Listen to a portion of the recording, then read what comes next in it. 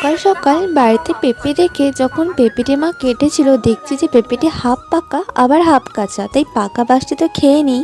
আর মা অনেকগুলো কুল শুকাতে দিয়েছিল, তাই কুলগুলো শুকিয়ে যায়, তাই ভেবেছিল আজকে একটু আচার করবে। আর ওদিকে কিন্তু আমাদের নতুন ঘরে আজকে সিলিং এর কাজ শুরু হওয়ার কথা ছিল, তাই সেই হিসেবে সিলিং এর লোক কিন্তু চলে এসেছিল। আর ওদিকে আমি শশা নিয়ে উপরে যাই, গিয়ে দেখি ক্যাপসিকাম গাছে কিন্তু ক্যাপসিকামটি অল্প অল্প করে বড় হচ্ছে। অল্প অল্প এসে ভিডিও করব।